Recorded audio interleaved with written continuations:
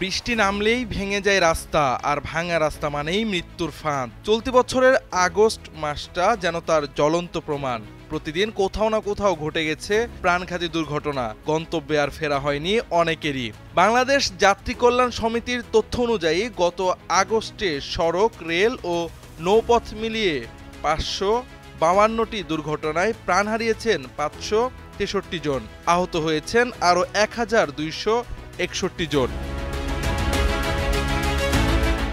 সংগঠনটি জানায়, কেবল সড়ক দুর্ঘটনাতেই গত মাসে নিহত হয়েছেন 502 জন। দেশের বিভিন্ন গণমাধ্যমে প্রকাশিত 497টি সড়ক দুর্ঘটনার তথ্য বিশ্লেষণ করে তারা এ হিসাব দিয়েছে। এসব ঘটনায় আহত হয়েছেন 1232 জন। প্রায় প্রতিদিনই কোথাও না কোথাও ঘটেছে দুর্ঘটনা। রাস্তাঘাট যেন হয়ে উঠেছে মৃত্যু ফাঁদ।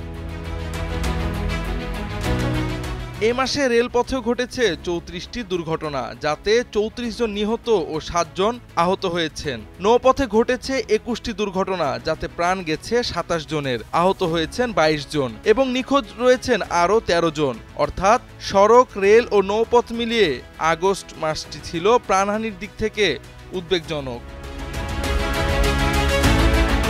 সবচেয়ে বেশি দুর্ঘটনা ঘটেছে ঢাকা বিভাগে, প্রায় 132টি, যাতে প্রাণ হারিয়েছেন 128 জন। সবচেয়ে কম দুর্ঘটনা ঘটেছে বরিশাল বিভাগে, সংখ্যায় 15টি, যেখানে নিহত হয়েছেন 14 জন। অন্যদিকে শুধু মোটরসাইকেল দুর্ঘটনাতেই আগস্টে নিহত হয়েছেন 176 জন, যা 165 ঘটনার মধ্যে থেকে উঠে এসেছে।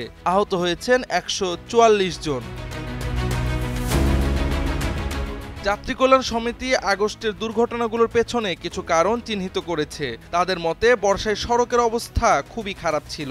ছোট বড় গর্তে ভরা রাস্তা অনেক দুর্ঘটনার উৎস হয়ে দাঁড়িয়েছে। পাশাপাশি সড়কে মোটরসাইকেল, ব্যাটারি চালিত রিক্সা, সিএনজি, নসিমন, করিমনের মতো যানবাহন অনিয়ন্ত্রিতভাবে চলেছে। জাতীয় মহাসড়কে রোড মাইকিং বা সড়কবাতি না থাকায় হঠাৎ করে ফিডার রোড থেকে বড় গাড়ি উঠে আসা, অদক্ষ চালক, ফিটনেসবিহীন যানবাহন এবং অতিরিক্ত যাত্রী পরিবহন, এসব মিলেই বাড়িয়েছে দুর্ঘটনার সংখ্যা।